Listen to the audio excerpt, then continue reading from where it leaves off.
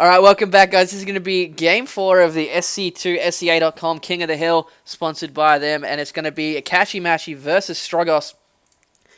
Terran versus Protoss. This is like the fourth time we've tried to actually start this game. I don't know what's going on tonight, but hopefully it goes fine this time. And I'm joined here by Pinder.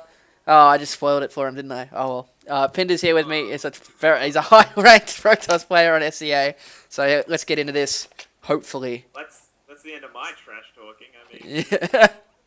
anyway, but yeah, touch wood that it actually works this time.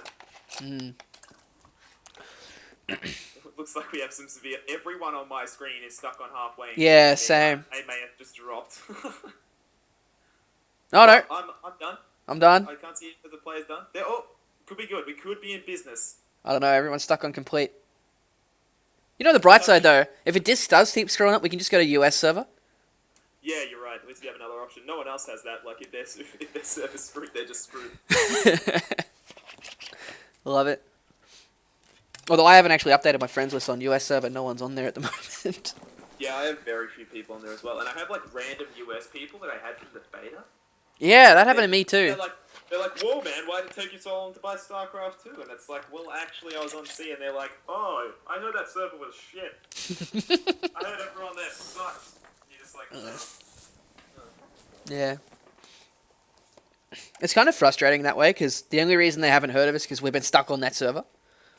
Yeah, I know, right? Like, in the state of the game, everyone's like, oh yeah, SCA players, we don't know who they are. Nirvana #1, I don't know who he is. And I'm like, well, Nirvana did just like 3-0 select a few weeks ago.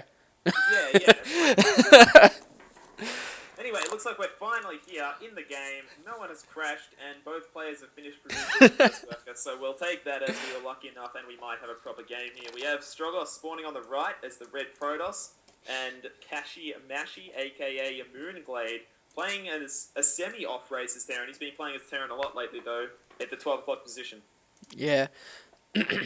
I'm really surprised we actually got into this game. But yeah, Glade apparently has been playing Terran a ridiculous amount just because of his rage at Zerg. But I don't think any of those guys are going to have anything to say after what Cool just did to Live Forever tonight. Dude, have you seen Glade's stats on the US server? He's like 40 wins, 8 losses, and like... Yeah. Like, that's just incredible. Like, he's like, he'd be playing the top of the top by now because of the way the rating system works, and he's still just crushing everyone. Is this as Zerg or Terran? As Terran. Like his kashimashi account. Oh, wow. I thought, because I remember his Zerg account was like stuck at 1500, 1600 ELO or something. I don't know. I'd have to look it up again.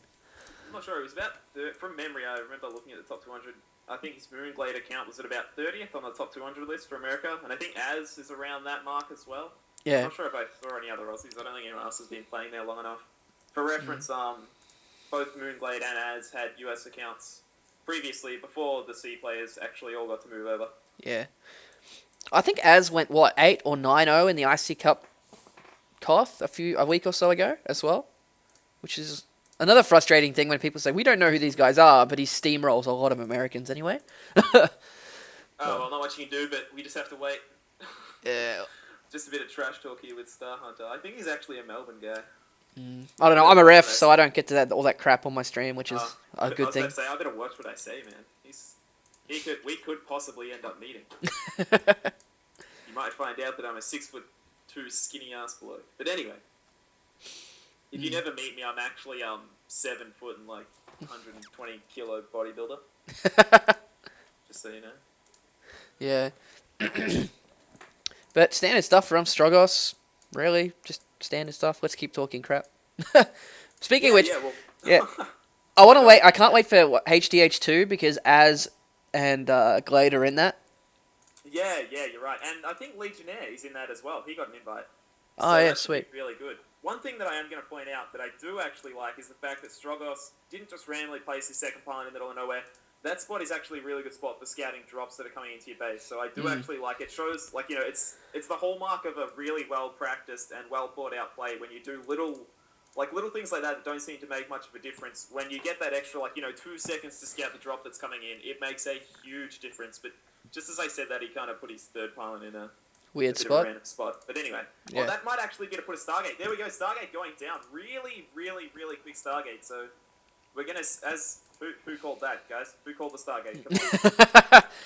Oh, I don't know. It might turn around to bite him here if Glade pushes out.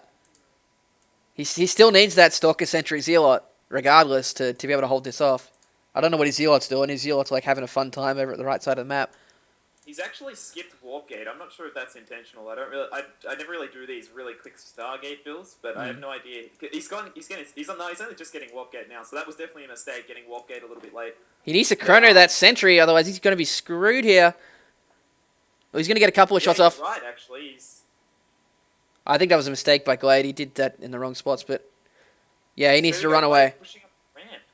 Run away! This could be big trouble for Stroggos. Oh, he's going to get the Sentry popped. Oh my god. Really, really poor decision making. Throws down a desperation force field. This is almost going to be game changing right here. He's going to be able to see the Stargate. He needs to hold him back from looking at that. Yeah, Kashimashi. No, he's seen it.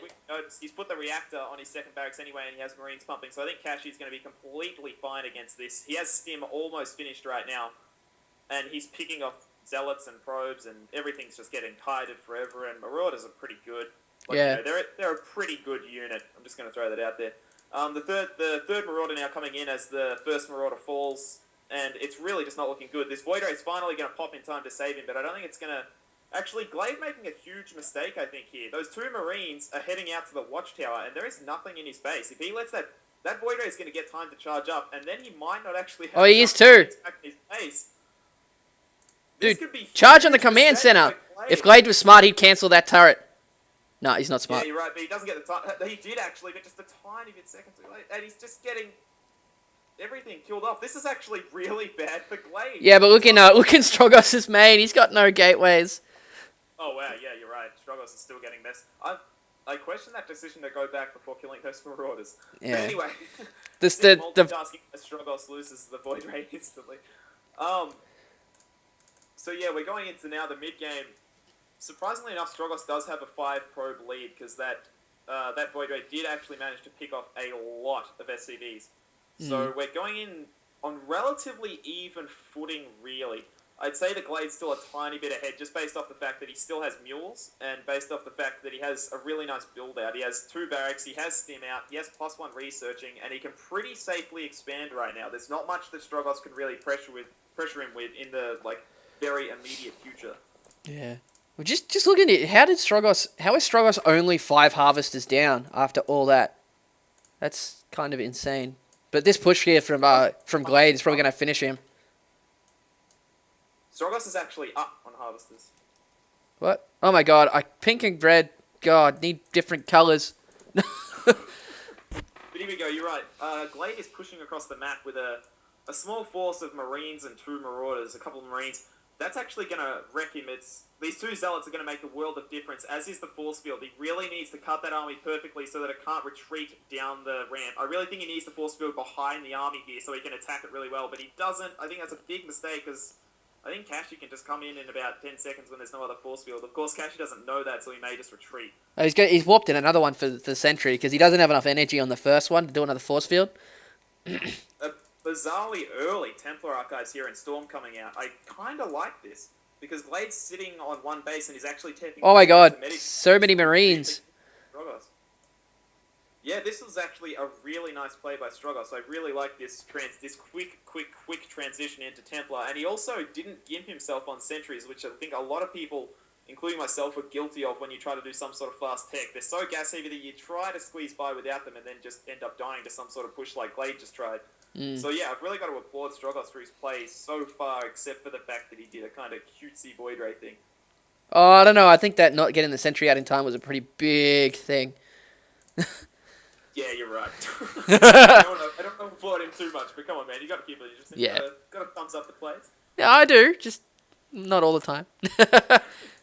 Actually, speaking of which, I was casting Incog versus Edge in the Psystorm, and pretty much it was the Protoss who didn't wall off his ramp, so there were Lings constantly in his base, and I was trying to... sorry, what? Sorry, I'm going to quickly interrupt you, because Glade's actually pushing in with Stim, and this is perfect timing, because... Oh, no, it's not perfect timing. He just got Storm Reef finished right then. This is all going to come down to storm placement. He only has 2 storms, which is not a lot. There's one, does a fair bit of damage, and there's another